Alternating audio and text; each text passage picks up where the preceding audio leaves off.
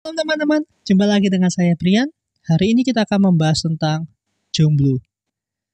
Sebenarnya saya lebih senang dengan kata-kata masa sendiri, begitu. Karena jomblo itu sebenarnya di awal-awal itu ejekan tau begitu. Teman-teman, memang di masa-masa sendiri itu masa-masa yang tidak menyenangkan. Ya, karena kita merasa bahwa eh, kita belum dapat jodoh, lalu kita melihat teman kita sudah pacaran, bahkan sudah menikah begitu. Lalu di lingkungan kita misalnya eh, ada yang tanya kapan pacaran, kapan nikah dan lain sebagainya. Dan itu membuat pikiran kita semakin berat. Ya. Dan satu titik pasti akan mengatakan bahwa kok Tuhan kejam toh, aku kok merasa sendiri. Bahkan ada yang bilang jomblo itu kutukan. Enggak teman-teman. Masa jomblo itu masa yang lumrah. Pasti akan dialami oleh setiap orang. Nah, sebenarnya harusnya teman-teman jomblo itu eh, dimaknai hal yang baik. Begitu. Kalau saya memaknai jomblo sebagai masa emas di dalam bergumul pasangan hidup. Ya, masa-masa emas untuk kita mengerti kehendak Tuhan.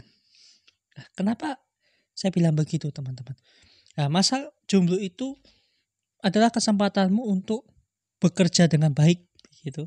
Lalu mendapatkan uang dan uang itu akan kamu tabung untuk masa depanmu, termasuk di dalam pernikahan.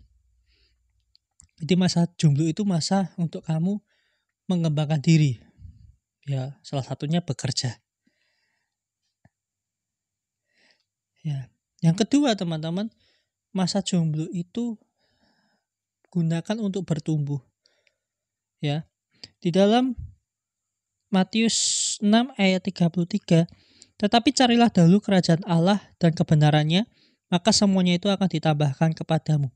Bagian kita adalah, teman-teman, mencari Tuhan terlebih dahulu. Maka hal-hal yang kita doakan, termasuk pasangan hidup, akan ditambahkan dia. Bagian kita adalah bertumbuh. Mendengarkan firman, saat teduh, baca Alkitab, lalu baca buku rohani, PA pribadi dan lain sebagainya. Bertumbuhlah. Ya, seorang yang bertumbuh juga harus nanti mencari orang yang bertumbuh juga. Supaya apa? Menjadi pasangan sepadan. Kalau orang yang bertumbuh menikah dengan orang yang bertumbuh, maka keluarganya akan menjadi berkat, hidupnya terus melekat kepada Tuhan dan lain sebagainya. Ya, maka teman-teman harus bertumbuh terlebih dahulu menjadi orang yang layak untuk pasanganmu. Selanjutnya teman-teman, masa jomblo ini gunakan untuk menangkap panggilan hidupmu. Kalau teman-teman bekerja seperti apa, lalu apa yang harus teman-teman kerjakan.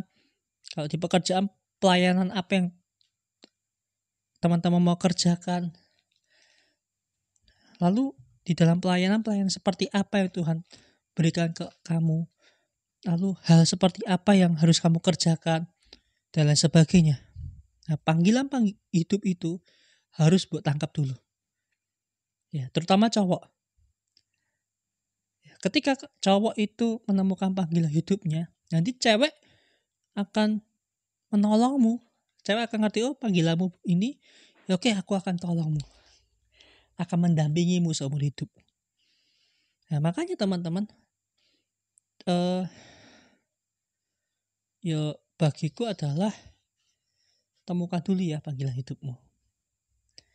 Ingat teman-teman, kalau kita melihat Kejadian 2 ayat 18, 2 berfirman, tidak baik kalau manusia itu seorang diri saja.